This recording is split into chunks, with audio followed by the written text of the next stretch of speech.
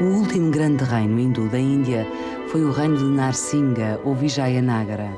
Situava-se no sul, no meio do grande planalto do Decão, e durante muito tempo impediu a expansão dos muçulmanos, preservando a cultura hindu no extremo sul do subcontinente. Era uma grande potência militar e económica quando os portugueses chegaram à Índia, no início do século XVI.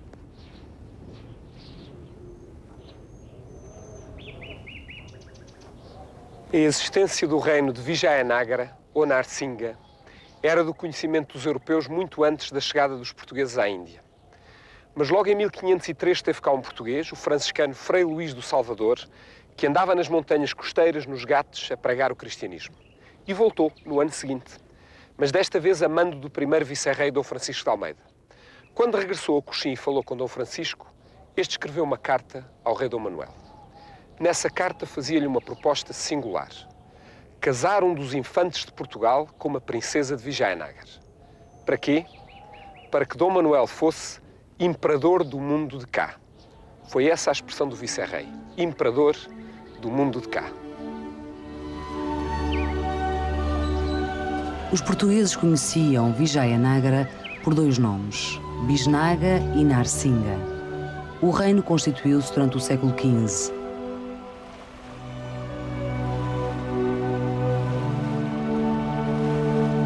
No início do século XVI, reinava o culto do tolerante Krishna Devi Raya, rei dos reis, senhor dos senhores maiores da Índia, conquistador dos três mares e da terra.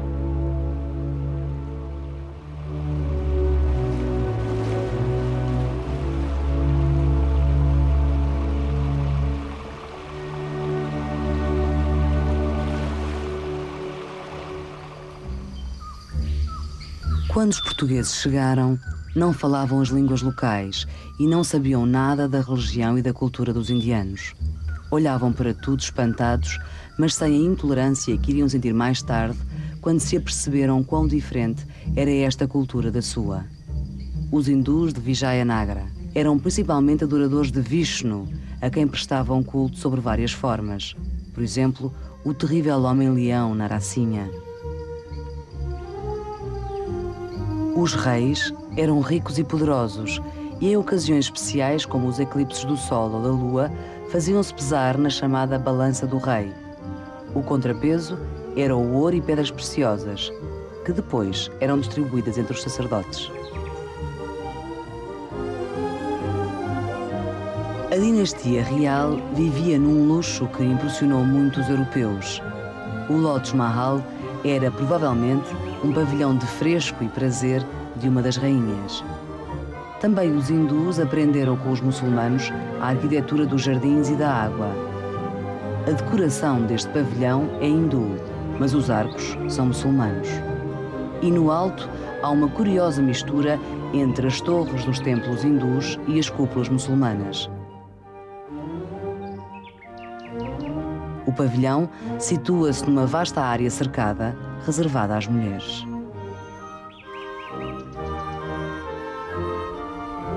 Os mercadores de Vijayanagara compravam cavalos e panos vindos da Pérsia e do mundo árabe. Compravam elefantes de Ceilão e vendiam. Vendiam arroz, vendiam especiarias, vendiam pedras preciosas, vendiam tecidos da Índia. Vendiam-nos a mercadores da Pérsia, de Ceilão, do Pegu, da China, do Japão. O porto de mar de Vijayanagara, na costa ocidental, era Goa. Se Vijayanagara não tivesse existido, Goa nunca teria existido. Quando Vijayanagara caiu, Goa entrou em decadência. É tão simples como isto. Estes eram os estábulos reais, os estábulos dos elefantes da corte de Vijayanagara.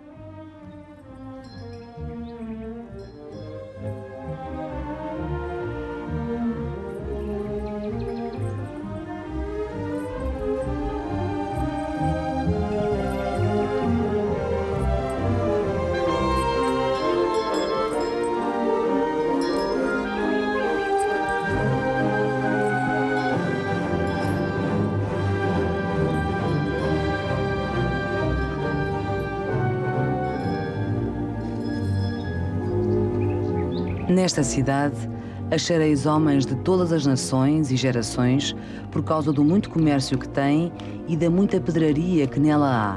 principalmente diamantes. O tamanho desta cidade não digo, porque não se pode ver, e eu subi em um outeiro onde se parece grande parte dela e não se pode ver toda. E o que de lá vi me parece ser tamanha como Roma e muito formosa coisa de ver. Foi um verdadeiro corrupio de portugueses a virem a Vijayanagara. 2 deles são particularmente importantes para a história da cidade porque escreveram um relato minucioso, completo, da vida e dos edifícios de Vijayanagara no século XVI. Chamavam-se Fernão Nunes e Domingos Pais. Fernão Nunes era negociante de cavalos. Ora, o templo de Vitala estava a ser construído precisamente quando os portugueses cá estiveram. E está cheio de frisos decorativos com negociantes de cavalos. Alguns desses negociantes, como estes, por exemplo, têm barba e estão vestidos à europeia. Pode ser que um destes pequenos homens nos frisos seja o nosso amigo Fernão Nunes. É a mais abastecida cidade que pode ser no mundo. As ruas e praças cheias de bois carregados que não têm conta, e em muitas ruas tu pais com tantos deles que convém esperar que passem ou ir por outra parte. E para ver e dar sinal de tudo o que via, andava com a cabeça tantas vezes de um lado para o outro que quase estive para cair do cavalo abaixo com o siso perdido. Os viajantes portugueses disseram que os reis chamavam ao palácio a Casa da Vitória, porque Krishna Devi o fez construir depois de ter derrotado os reis de Orissa. O palácio, que era em madeira, já desapareceu, só ficaram as obras de pedra. O rei Krishna Devi pediu a Afonso de Albuquerque que lhe enviasse de Goa um engenheiro militar. Queria construir uma grande barragem, um grande reservatório para melhorar o sistema de abastecimento hidráulico da cidade de Vijayanagara. E Afonso de Albuquerque mandou-lhe João Della Ponte, um engenheiro italiano ao serviço dos portugueses. Della Ponte chegou a Vijayanagara, falou com o rei e pediu-lhe que lhe encontrasse um sítio onde fazer argamassa de cal. E Krishna Devi riu-se, porque os construtores hindus não usavam argamassa, assentavam as pedras diretamente umas sobre as outras. Mas a verdade é que depois deste episódio, a argamassa apareceu nas construções de Vijayanagara. Por exemplo, nestes aquedutos que conduzem água aos tanques, onde a água era despejada por longas filas de milhares de homens que traziam a água em baldes de couro. Por isso pode ser verdade a lenda local que diz que a argamassa foi introduzida em Vijayanagara pelos portugueses.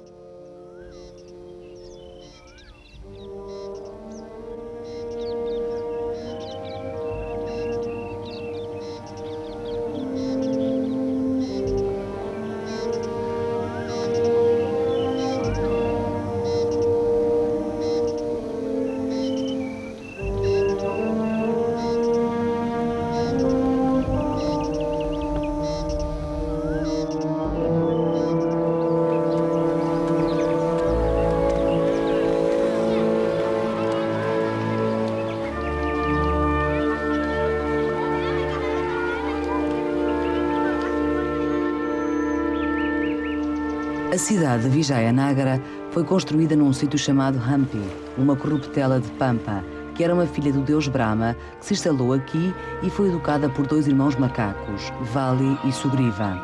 Tão bem educada que Shiva quis casar com ela. É por isso que o culto de Shiva e de Vali e Sugriva era muito popular em Vijayanagara, por exemplo, no templo de Azara Rama.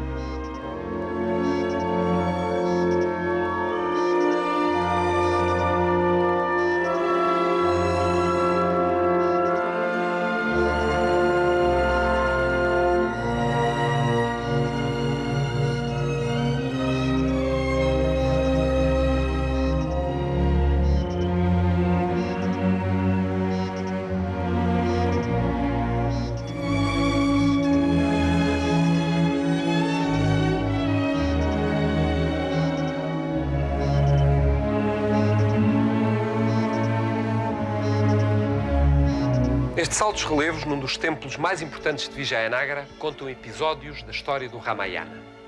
O Ramayana é um ciclo épico indiano, começado a escrever aí 500 anos antes de Cristo, que tem muitas versões e é ainda hoje muito popular em toda a Índia. Basicamente conta a história de um herói, semideus, Rama, e da sua luta contra o rei de Lanka, Ravana. A luta em volta de uma mulher, Sita. Rama é auxiliado pelo deus macaco, Hanuman. Ora, o Ramayana, como ciclo, está associado ao sítio de Vijayanagara. Porque 2 dos personagens do ciclo, Wali e Sugriva, dois irmãos macacos que lutaram entre si e um deles foi morto por Rama, eram reis de Vijayanagara antes da dinastia real ter começado.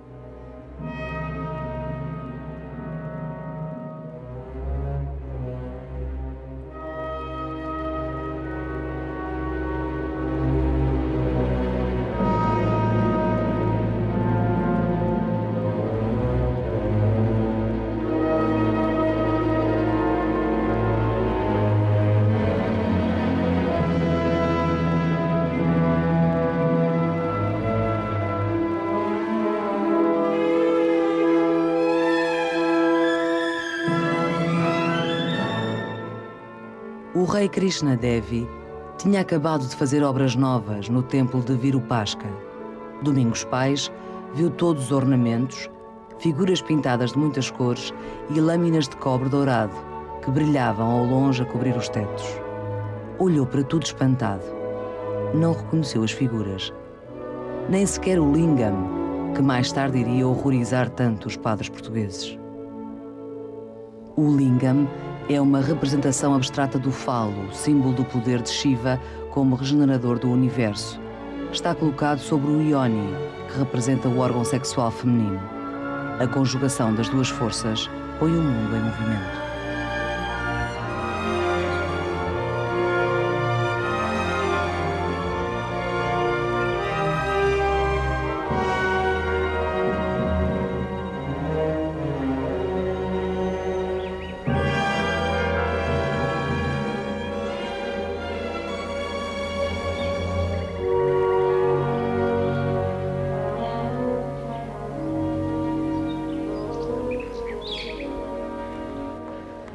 Este templo foi começado em 1515 pelo rei Krishna Devi. É um templo de Vitala ou Vitoba, que são uma das muitas formas do deus Vishnu. O carro sagrado de Vishnu, aliás, é o motivo predominante deste templo. Mas o templo nunca foi acabado, nem consagrado.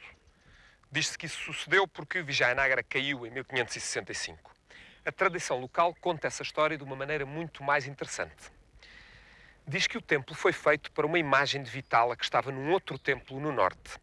E que a imagem foi trazida para aqui e o deus se recusou a ficar neste templo porque achou que era demasiado luxuoso.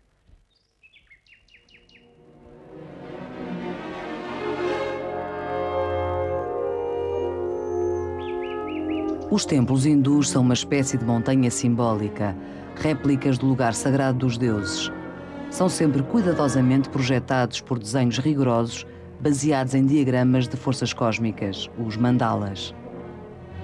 A torre do templo chama-se Sikara, que quer dizer pico ou cume do monte.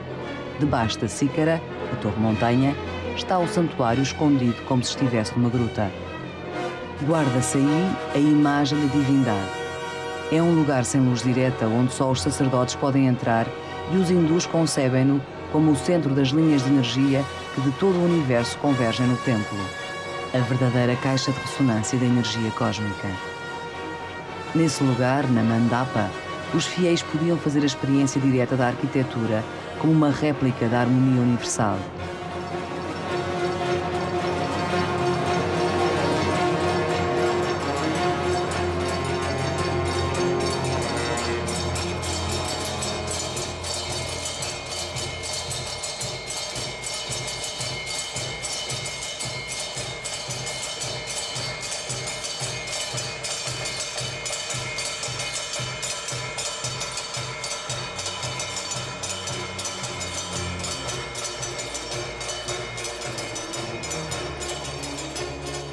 É que este templo toca música.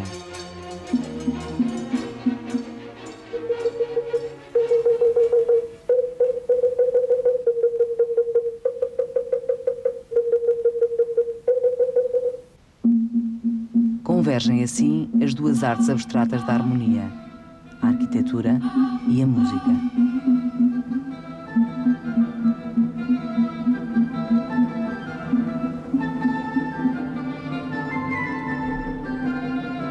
Escreveu o jesuíta Francisco de Sousa. Bailadeiras se chama, na Índia, a mulheres públicas que habitam os pagodes, porque todas bailam e cantam, e cuido que delas falava o Eclesiastes no capítulo 9, quando dizia: não converseis muito com a bailadeira, nem lhe deis ouvidos, para que não vos lance a perder com a sua eficácia. O bazar ligado ao templo de Achyuta Raya, em Vijayanagara, interessou particularmente os portugueses que aqui estiveram. Não porque houvesse aqui muitas mercadorias interessantes ou riquezas exóticas, mas porque era o bazar das bailadeiras dos templos. Estas mulheres são solteiras e vivem nas melhores ruas que há na cidade. E assim, em todas as cidades, as suas ruas são as melhores. E todo homem honrado vai à putaria sem ser estranhado.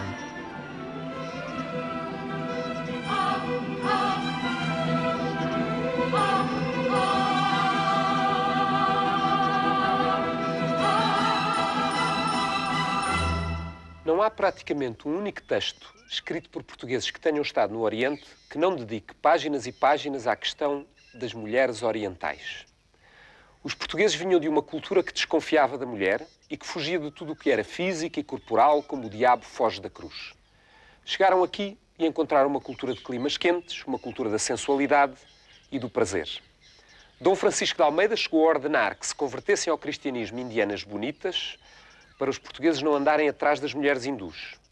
E Afonso de Albuquerque pediu ao rei que mandasse rapidamente mulheres do reino para a Índia para os portugueses não andarem atrás das de cá, que são mais conversáveis.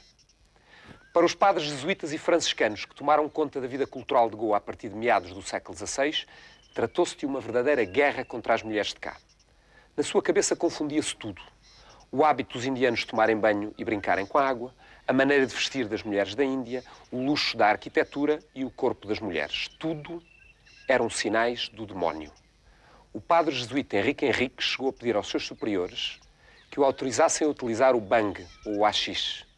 Tinha ouvido dizer que a droga adormecia o corpo e evitava as tentações carnais.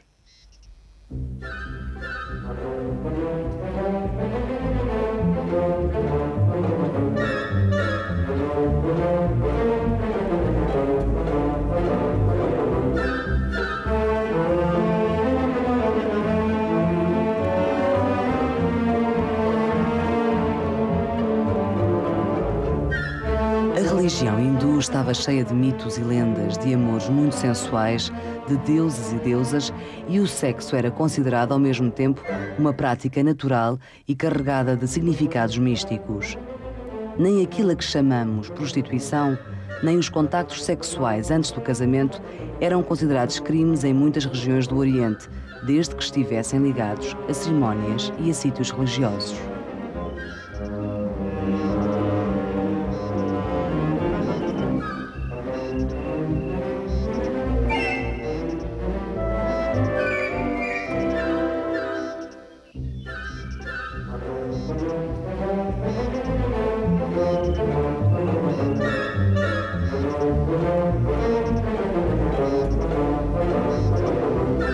O bazar das bailadeiras do templo conduz diretamente à porta do recinto sagrado. No centro desse recinto está o templo de Achyuta Raya, com a torre cósmica sobre o santuário. Nos anos 30 do século XVI, Domingos Pais escreveu assim acerca do harém real de Vijayanagara. Dentro do palácio estão 12.000 mulheres, porque sabereis que jogam de espada, e outras que lutam, e outras que tocam trombetas, e outras charamelas, e outras muitos tangeiros diferentes dos nossos. O rei tem 3 mulheres principais, e tanto tem uma como outra, para não haver entre elas discórdia e malcrença. Todas são grandes amigas.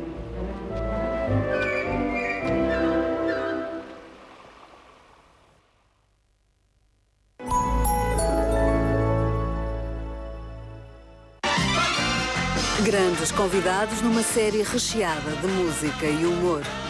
1986. O regresso de José Viana ao pequeno ecrã.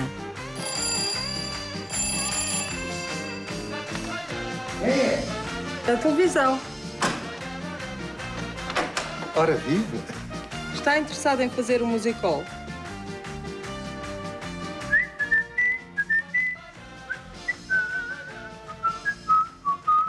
Hora Viva em A Espetáculo, hoje às 22h30 na RTP Memória.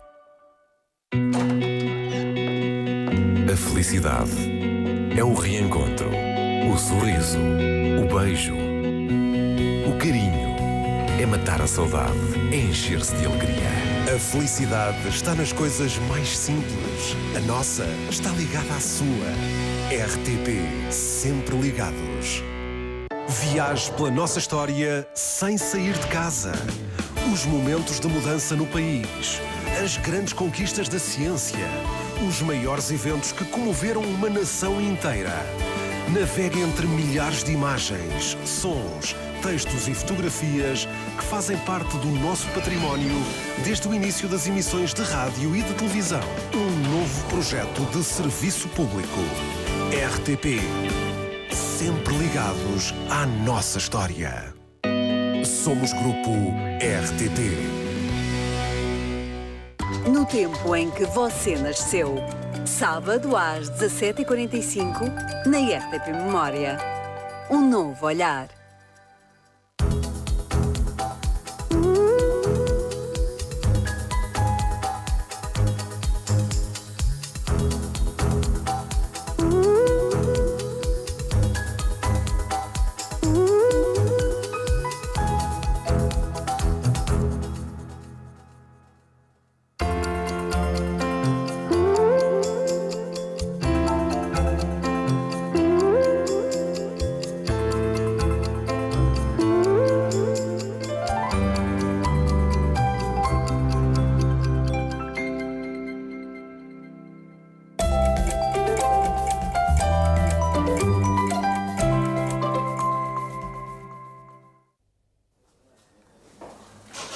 No início do século XVII, a coroa de Portugal colocou em Ceilão um vedor da fazenda, quer dizer, uma espécie de ministro das Finanças, mostrando assim que queria controlar mais diretamente Ceilão.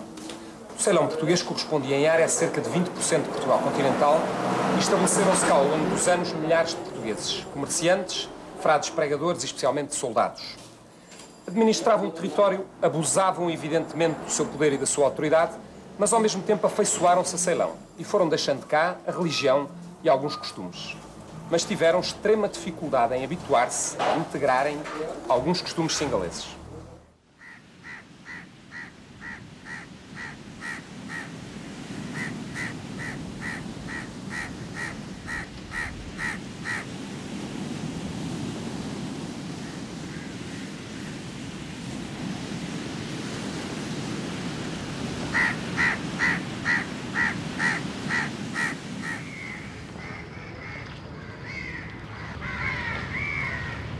O catolicismo foi a herança maior do século e meio de presença portuguesa em Ceilão, mas teve de conviver com outras religiões da ilha, o budismo e o hinduísmo.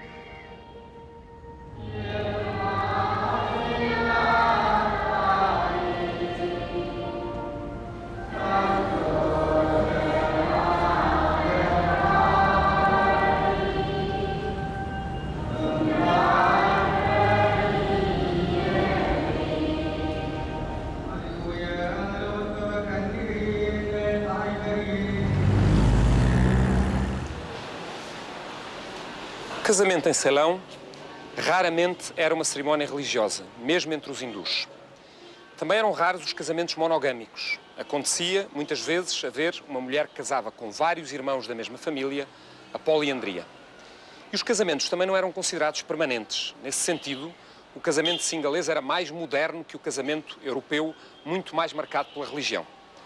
Os pregadores ocidentais dos diversos ocupantes de Ceilão, os católicos portugueses, os calvinistas holandeses, os anglicanos ingleses, tentaram, por várias maneiras, modificar este hábito cultural singalês. Os ingleses fizeram várias leis proibindo a poliandria. Leis repetidas são um sinal certo de leis não cumpridas. E a prova é que até hoje, em algumas regiões de Ceilão, continua a praticar-se, embora em pequena escala, o casamento poliândrico. Uma mulher casa com vários irmãos da mesma família. A Igreja de Santo António, o Santo Casamenteiro, existe em Colombo desde o século XVI. Aqui se localizava o convento franciscano, o mais importante de Ceilão.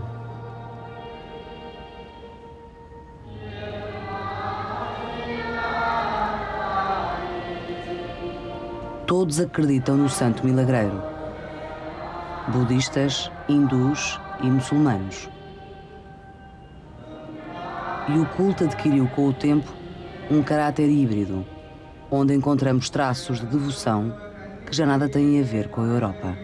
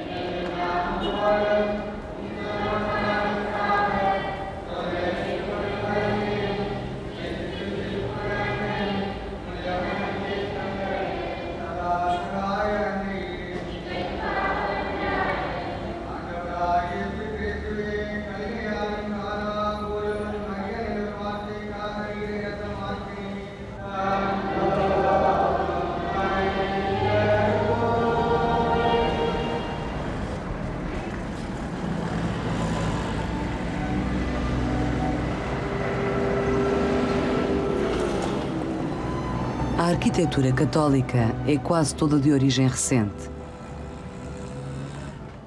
Das construções religiosas e militares portuguesas não resta quase nada.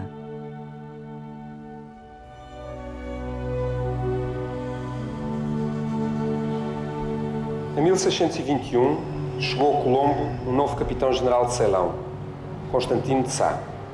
A sua missão era fazer mais uma tentativa para conquistar o reino de Cândia. Foi de facto a última. Os singaleses admiram-no até hoje porque não foi um carniceiro como Azevedo, e esta nação de poetas e guerreiros presta homenagem aos bravos. Disse dele um poeta singalês: com os seus bravos parangues e as hostes de Lanka, o Nosso Senhor partiu de Sitapura.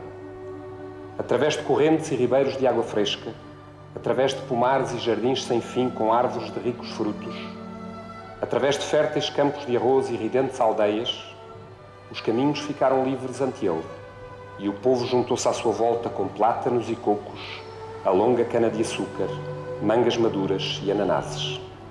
Avançou assim, tão cheio de glória como Anangaia, antes que o fogo do Deus se casasse com a sua beleza. E as donzelas das aldeias juntaram-se para o ver. Pareciam deusas, porque não lhes tremiam as pálpebras ao olhá-lo. Os portugueses tinham chegado a Ceilão nos primeiros anos do século XVI. A guerra com os reinos singaleses, que não aceitavam a presença ocidental, foi quase permanente e muito violenta. Se ficaram em Ceilão o catolicismo e muitas palavras e nomes portugueses, ficou também a memória de capitães cruéis e do derramamento de sangue. A luta pela conquista do reino de Cândia, nas montanhas, foi especialmente cruel. Cândia resistira sempre a todos os ocupantes e contra o reino foi praticada uma guerra sem mercê.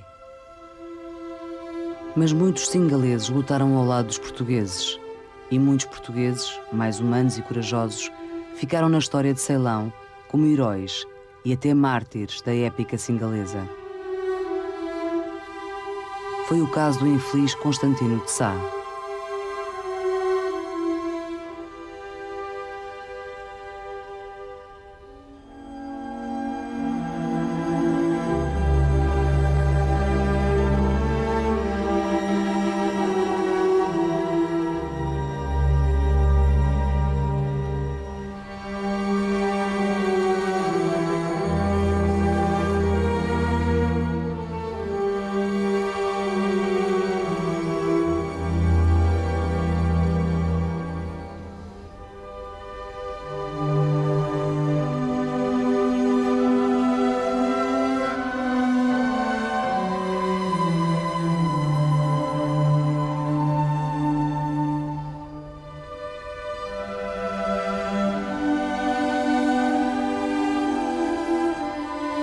Uma das principais bases portuguesas era a cidade de Gal, no extremo sul de Ceilão.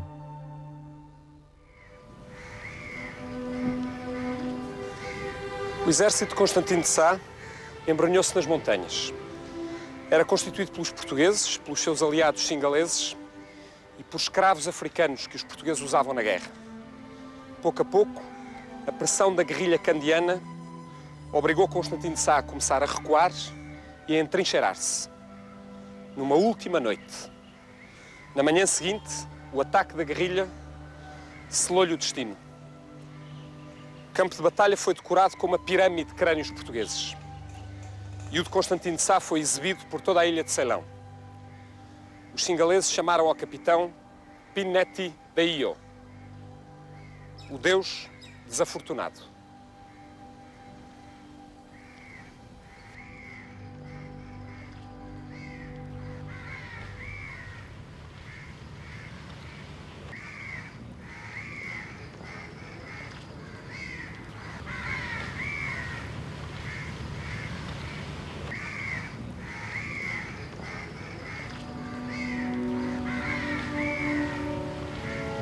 Gal mantém ainda um caráter antigo.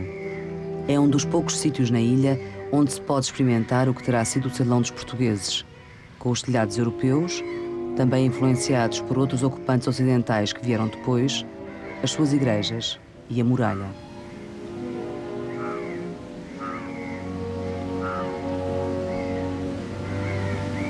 As ruínas do primeiro forte português ainda existem.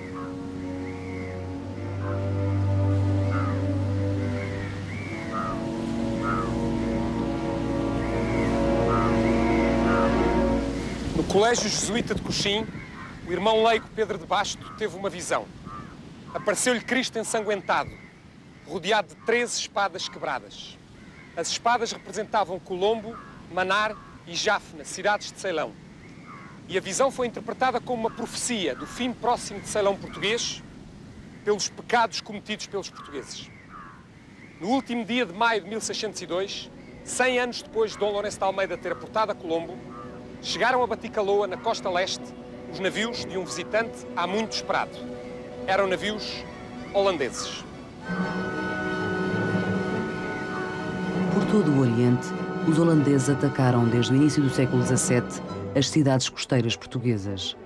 Penetraram em Ceilão, do mesmo modo que o haviam feito os portugueses um século antes, aliando-se a potências locais. Neste caso, foi o reino de Cândia que os acolheu, para com eles combater os portugueses.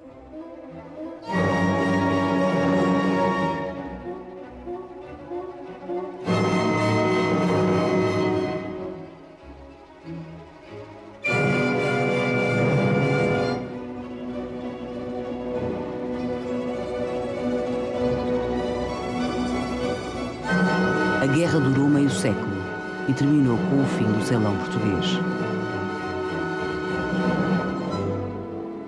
Mais a norte, em Goa, os portugueses enfrentavam os holandeses no mar e um novo perigo em terra.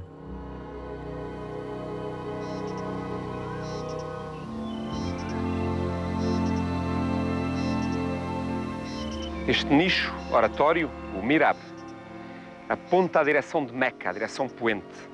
É para o nicho que rezam os fiéis na mesquita.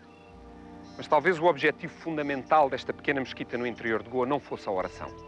Ela é antes um monumento a uma vitória militar obtida contra os portugueses por dois aliados, o príncipe mogol de Delhi, Akbar, e o seu aliado Maratha.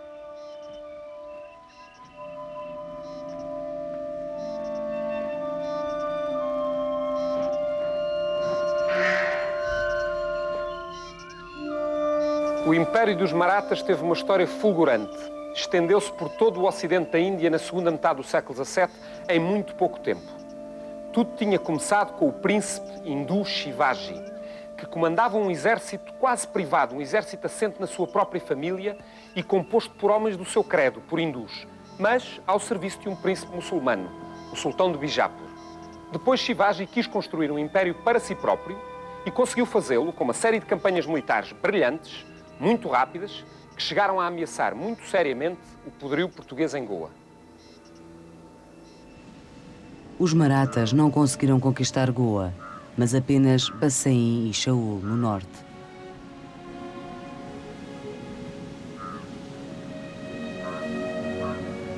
Goa manteve-se sob domínio português e entrou numa época de paz que durou até ao nosso século.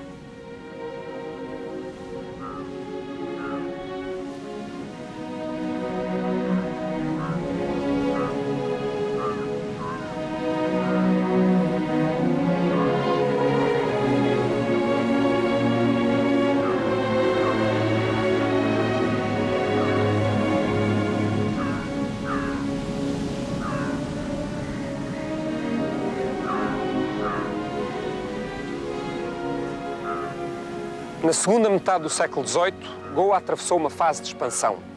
Foram criadas novas cidades e conquistados novos territórios. O território goês aumentou quase para o triplo. No século XIX houve também bastante progresso, em parte graças ao dinheiro enviado por emigrantes goeses que trabalhavam na África Oriental Portuguesa, em Moçambique, ou na Índia Inglesa.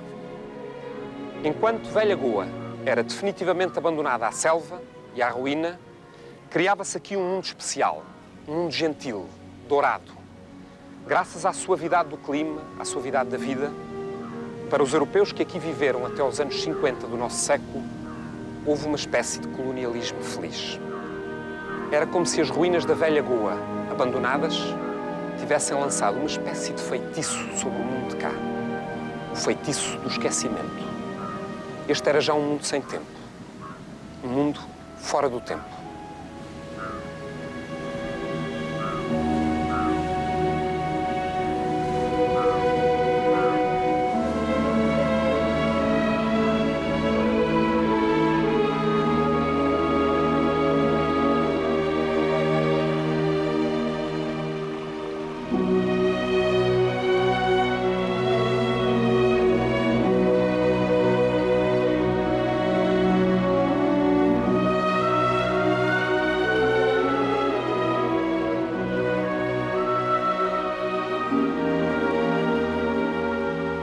O sítio mais esquecido da velha Índia portuguesa situa-se no norte, com as ruínas do Forte do Morro e da cidade de Chaul.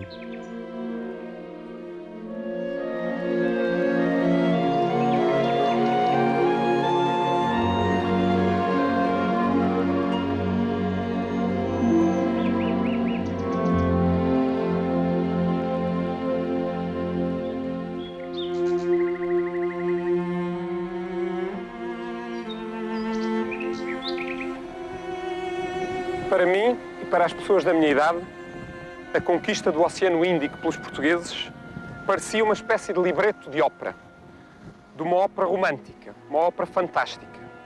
Um punhado de heróis, Vasco da Gama, Afonso de Albuquerque, Duarte Pacheco Pereira, Dom João de Castro, conquistando todo o mundo, todo o império, no meio de dificuldades verdadeiramente sobre-humanas. Mas ao mesmo tempo estas histórias já não me diziam nada, ou já não nos diziam nada. Eram apenas uma maneira de irmos suportando o presente com a memória do passado. Mas talvez se possa também dizer que a decadência do Império Oriental dos portugueses foi a grande tragédia da nossa história. Talvez mais, a única grande tragédia da história de Portugal. Talvez já tenhamos ajustado as nossas contas com essa tragédia. Talvez já nos seja possível olhar para ela como história, apenas história, factos mais ou menos interessantes.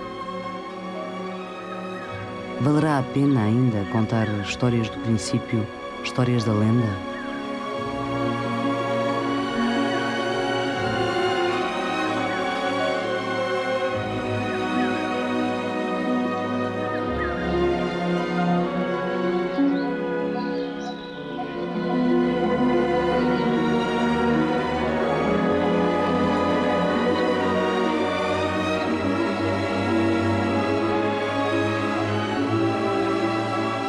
Esta é a antiga cidade portuguesa de Chaul.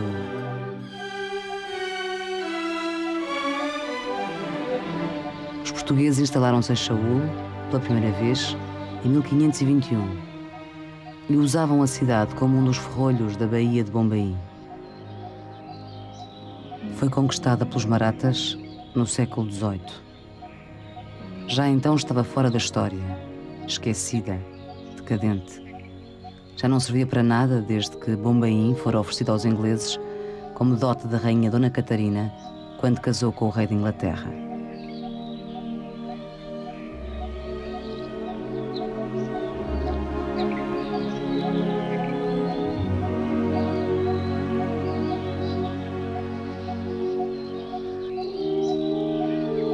Depois da queda, Shaul transformou-se neste lugar habitado apenas por algumas pessoas e por fantasmas.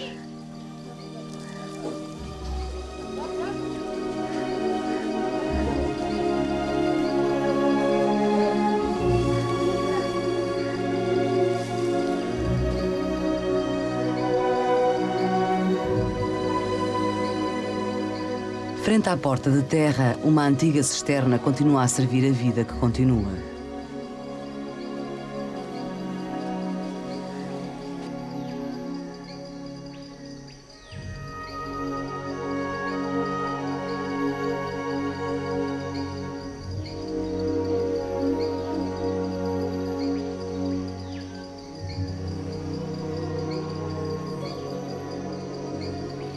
Perto da antiga igreja dos Agostinhos, há hoje um modesto templo hindu que consagra o chão a outros deuses. A pequena torre-lanterna do templo ocupa o lugar de uma antiga torre-cruzeiro.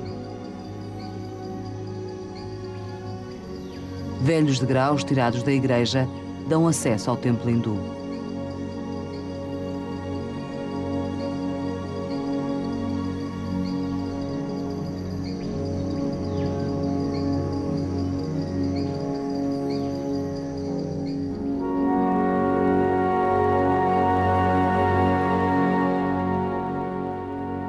As fortificações continuam a assinalar lugares que estão irremediavelmente devolvidos ao passado.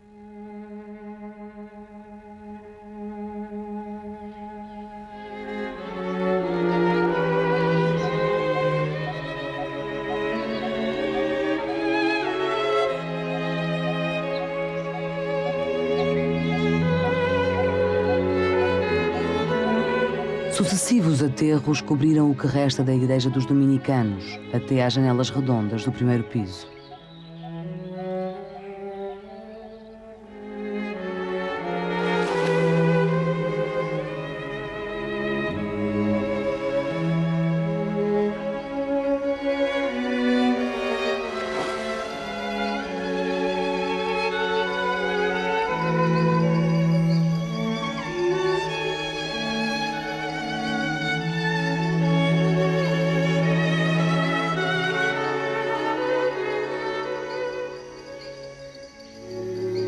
O chão de Shaul cobre muitas pedras e algumas lendas.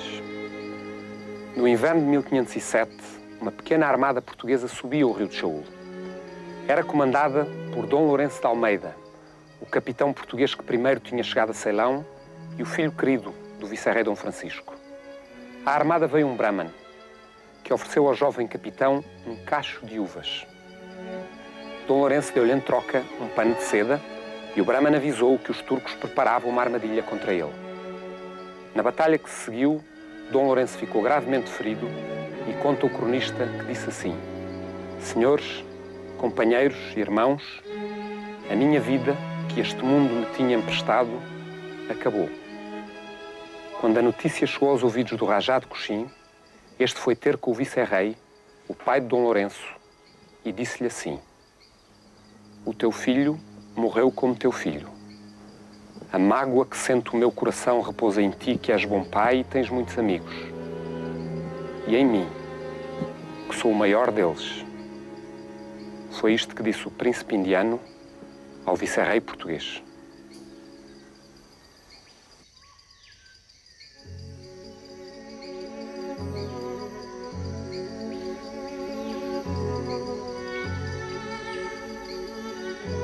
Duzentos anos depois da chegada de Albuquerque a Goa, a Índia dos portugueses era já uma sombra de si própria. Nos séculos XVII e XVIII, era do Brasil que chegavam a Portugal as riquezas coloniais. O açúcar primeiro, depois o ouro e os diamantes.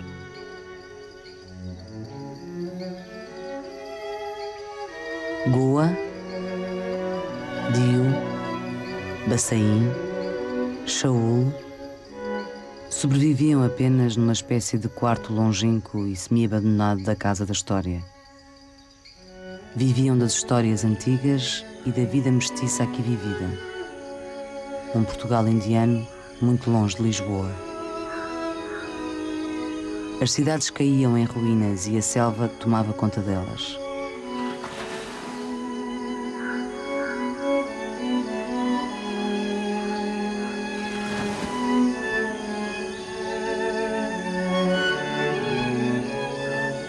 A torre do antigo convento franciscano de Shaul era-se ao pé da muralha sobre o mar. No passado, servia de torre de vigilância. Hoje serve o crescimento imparável da vegetação tropical.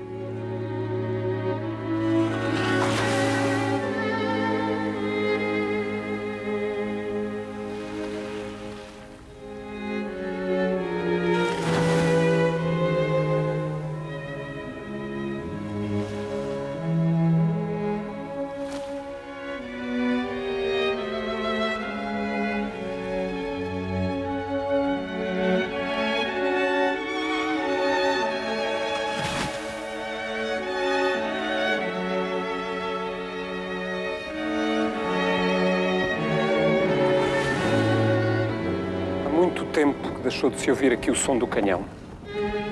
Há muito tempo que deixou de se ouvir o grito do mercador, a oração do pregador. Há muito tempo que esta muralha não serve para nada. Com tantas e tantas ruínas, de tantas e tantas culturas, existentes no solo tantas vezes milenar da Índia, esta muralha é hoje apenas uma muito vaga memória.